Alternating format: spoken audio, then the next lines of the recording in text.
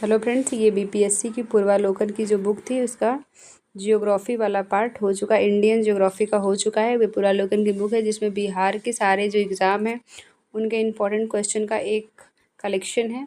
इसमें Indian geography हो चुका है, उसका 3 से 4 वीडियो अपलोड किया चुका है। आज स्टार्ट करेंगे हम लोग भारतीय राज्य व्यवस्था।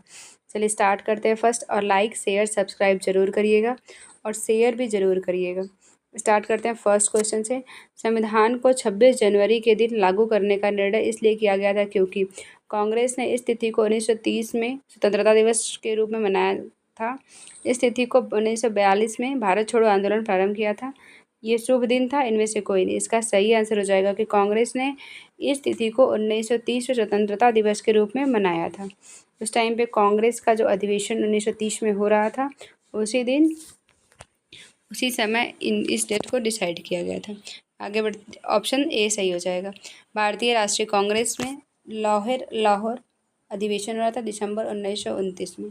26 जनवरी को उस दिन ये पूर्ण स्वराज दिवस की घोषणा की गई थी और 26 जनवरी 1930 को स्वतंत्रता दिवस के रूप में मनाए जाने की घोषणा थी। और 15 अगस्त को स्वतंत्र भारत हुआ था स्वतंत्र, और 26 जनवरी को गणतंत्र दिवस मनाते हैं। भारतीय संविधान में शामिल है कितने अनुच्छेद और कितने भाग और कितने अनुसूची शामिल हैं? 395 अनुच्छेद, 22 भाग और 12 अनुसूची। 371 अनुच्छेद, 21 भाग, 11 अनुसूची। 372 अनुच्छेद, 22 भाग और 7 अनुसूची। 381 अनुच्छेद, 23 भाग, 8 अनुसूची। इसका सही आंसर हो जाएगा 395 अनुच्छेद हैं, 22 भाग हैं और 12 अनुसूची हैं जो शामिल किए गए हैं। पहले स्टार्टिंग में 8 अनुसूची था, बढ़कर 12 हो गया है। 9, 10 और 11, 12 ये सब जोड़ा गया है। मूल संविधान में 8 अनुसूची था। आगे बढ़ते हैं। भारतीय संविधान में लगभग 450 से अधिक अनुच्छेद हैं, परंतु ये सभी मूल अनुच्छेदों के उपखंड हैं कि 395 अनुच्छेद थे, ये बढ़कर 450 में है। लेकिन सबके उपखंड क ख ग सबके जोड़े गए। और 22 मूल पाठ, 22 भाग हैं और 8 अनुसूचियाँ थी, लेकिन 8 से बढ़कर अब 12 हो गई। 11 में पंचायती राज है, 12 में नगर पालिका दिया गया है। भारतीय संविधान में है 300 आर्टिकल्स, 350, तो इसमें 395 अनुच्छेद दिए गए हैं, 22 भाग दिया है और 12 अनुसूची दी गई है। मिलान करें संघीय सूची, राज्य सूची, समवर्ती सूची।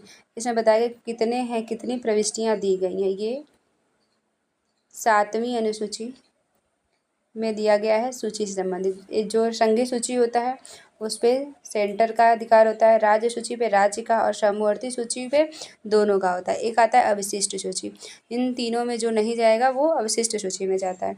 तो संघीय सूची में कितने हैं? 97 प्रविष्टियाँ हैं, 97 की। ये सेंटर का मामला है, ये राज्य का मामला ये। और राज्य सूची में 66 हैं, समवर्ती सूची में 47 हैं। इसका सही आंसर हो जाएगा बी। संघीय सूची में 97 प्रविष्टियाँ हैं, वर्तमान में 98 हैं और राज्य सूची में 66 हैं, समवर्ती सूची में 47 हैं।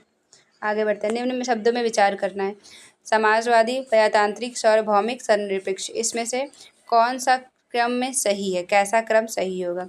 इसका सही आंसर होगा सबसे पहले सार्वभौमिक है, संप्रभु, फिर उसके बाद समाजवादी है, फिर धर्मनिरपेक्ष है। प्रस्तावना से ये क्वेश्चन है, हम भारत के लोग भारत को संप्रभु, समाजवादी, पंथनिरपेक्ष ऐसे करके जो है इस वर्ड को क्रम में लगाने को आता है। इसका सही आंसर हो जाएगा ए।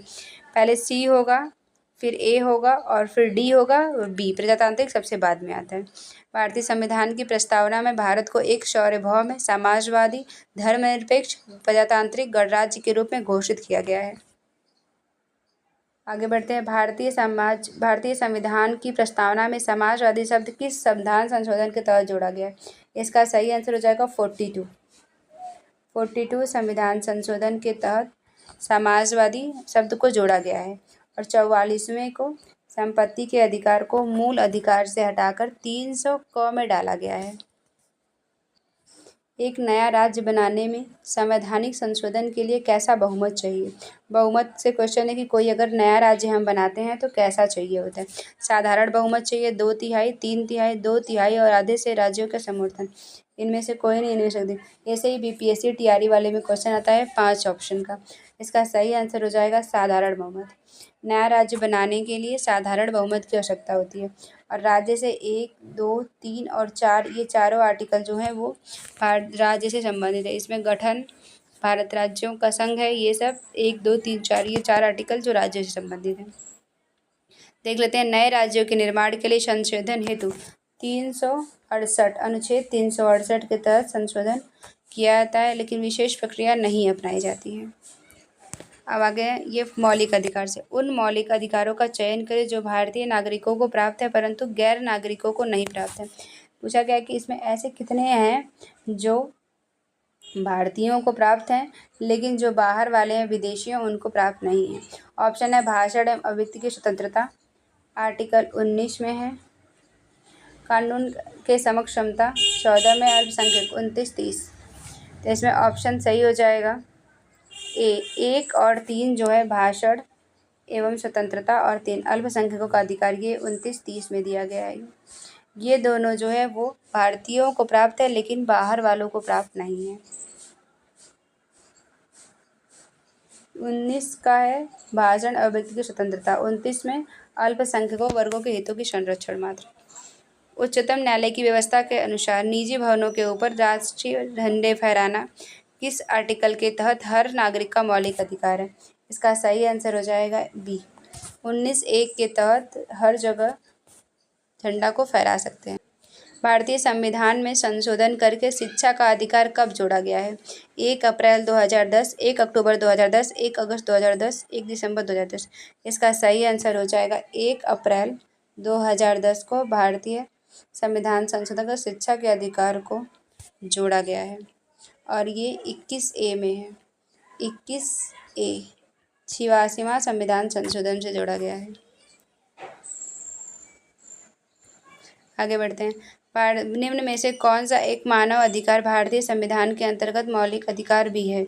सूचना का अधिकार, शिक्षा का अधिकार, काम का अधिकार, मकान का अधिकार। इसका भारतीय संविधान के अनुच्छेद 19(1) में सभी नागरिकों को वाक की स्वतंत्रता, अभिव्यक्ति की स्वतंत्रता का अधिकार प्राप्त है।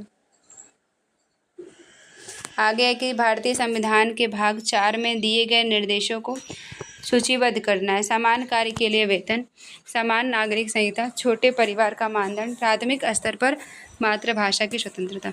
इसका सही आंसर हो जाएगा बी। 1 और 2 जो है सामान्य कार्य के लिए समान वेतन और नागरिक संहिता, ये 44 आर्टिकल में है। ये दोनों जो है वो निर्देशक सिद्धांत है और ये DPSP जो है वो आयरलैंड से लिया गया है भाग 4 में। सही आंसर बी हो जाएगा इसका। भारत के संविधान में मौलिक कर्तव्य किस संविधान संशोधन के द्वारा जोड़ा गया है? 32वें संविधान संशोधन, 42वें, 15वें, 46वें। तो भारतीय संविधान में मौलिक कर्तव्यों को, फंडामेंटल ड्यूटी को 42वें संविधान संशोधन के तहत जोड़ा गया है और मौलिक कर्तव्य जो है वो USSR से लिया गया है। सही आंसर बी हो जाएगा। ये वही है कि ये भाग 4 क में है और 4 में है DPSP, 42वें संविधान संशोधन से जोड़ा गया है। ये मूल संविधान में नहीं था। भारत के राष्ट्रपति अपने शक्तियों का प्रयोग करते हैं सीधे अथवा अपने अधीनस्थ अधिकारियों द्वारा, मंत्रियों के द्वारा, प्रधानमंत्री के द्वारा, मंत्रिमंडल के द्वारा और इनमें से कोई नहीं। ऐसा ही क्वेश्चन BPSC TRE में पूछा जाता है। ये जो वीडियो का, ये चैनल का लिंक जितने भी लोग BPSC TRE एग्ज़ाम की तैयारी करें उनको ज़रूर शेयर करिएगा। इसमें अभी पूर्वालोकन की बुक हो रही है BPSC, इसके बाद ज्योग्राफी का इंडियन ज्योग्राफी अपलोड किया जाता है और भी बहुत सारे प्रैक्टिस सेट अपलोड किया जाएगा। इसका सही आंसर ए हो जाएगा। सीधे अथवा अपने अधीनस्थ के अधिकारियों के द्वारा राष्ट्रपति अपने शक्तियों का प्रयोग करते हैं। राष्ट्रपति के पास क्षमादान की शक्ति होती है। भारतीय संविधान के अनुसार भारत का एक राष्ट्रपति होगा, आर्टिकल 52 में दिया गया है और इस संघ की कार्यपालिका शक्ति निहित होगी। यदि राष्ट्रपति एवं उपराष्ट्रपति का पद खाली हो तो भारत के राष्ट्रपति के पद पर कौन होता है? प्रधानमंत्री, मुख्य न्यायाधीश, लोकसभा अध्यक्ष, इनमें से कोई नहीं। इसका सही आंसर हो जाएगा CJI, चीफ जस्टिस। मुख्य न्यायाधीश जो होगा उस टाइम राष्ट्रपति के पद पर निर्वहन करेगा। अगर राष्ट्रपति नहीं रहेगा तो उपराष्ट्रपति करेगा। अगर राष्ट्रपति उपराष्ट्रपति दोनों नहीं होगा तो सुप्रीम कोर्ट का जो मुख्य न्यायाधीश होगा वो करता है। आर्टिकल 65 के अनुसार यदि मृत्यु, त्यागपत्र अथवा हटाए जाने की स्थिति में राष्ट्रपति का पद अगर रिक्त होता है तो उपराष्ट्रपति संभालेगा। अगर वो भी नहीं है तो मुख्य न्यायाधीश संभालता है। एक विधेयक जो संसद में प्रस्तुत किया जाता है, कौन सी क्रिया के बाद अधिनियम बन जाता है? ऑप्शन है वो जब वह संसद के दोनों सदनों के द्वारा पारित होता है, जब राष्ट्रपति अपनी सहमति देता है, जब प्रधानमंत्री इस पर हस्ताक्षर करता है, जब सर्वोच्च न्यायालय द्वारा से केंद्रीय संसद के अधिकार क्षेत्र में होना घोषित होता है। इसका सही आंसर हो जाएगा जब राष्ट्रपति सहमति देता है तब कोई भी जो विधेयक होता है वो अधिनियम बन जाता है। राष्ट्रपति की सहमति के बिना कुछ कार्य नहीं होता है। ये भी आर्टिकल 111 में दिया गया है। राष्ट्रीय सुरक्षा समिति का प्रधान कौन होता है? गृह मंत्री, प्रधानमंत्री, राष्ट्रपति, उपराष्ट्रपति। इसका सही आंसर हो जाएगा प्रधानमंत्री जो होता है राष्ट्रीय सुरक्षा समिति का प्रधान होता है। एक गैर सदस्य के रूप में संसद के किसी एक सदन की कार्यवाही में भाग ले सकता है? उपराष्ट्रपति, मुख्य न्यायाधीश, महान्यायवादी, मुख्य चुनाव निर्वाचन आयुक्त। इसका सही आंसर हो जाएगा महान्यायवादी जो होता है वो गैर सदस्य के रूप में संसद के किसी भी सदन में भाग ले सकता है। 22वां क्वेश्चन है, एक एमपी की सीट अगर रिक्त होती है घोषित किया जाता है यदि वह सदन में लगातार कितने अवधि के लिए अनुपस्थित होता है। अगर पूछ रहा है कि कोई एमपी है अगर वो कितने दिन तक अनुपस्थित रहेगा तो वो रिक्त घोषित किया जाता है। इसका सही आंसर हो जाएगा 2 माह 90 दिन। 2 माह 90 दिन के लिए अगर वो नहीं आता है तो वो रिक्त घोषित किया जा सकता है। आर्टिकल 104 के तहत राज्यसभा में होते हैं, इसमें पूछ रहा है कि राज्यसभा में कितने सदस्य होते हैं और कितने मनोनीत होते हैं। इसका सही आंसर हो जाएगा 250 सदस्य होते हैं और 12 सदस्य जो होते हैं उन्हें राष्ट्रपति मनोनीत करता है। अच्छा लगेगा तो लाइक, शेयर, सब्सक्राइब ज़रूर करिएगा और शेयर ज़रूर करिएगा। चैनल को सब्सक्राइब भी कर लीजिएगा। Thank you.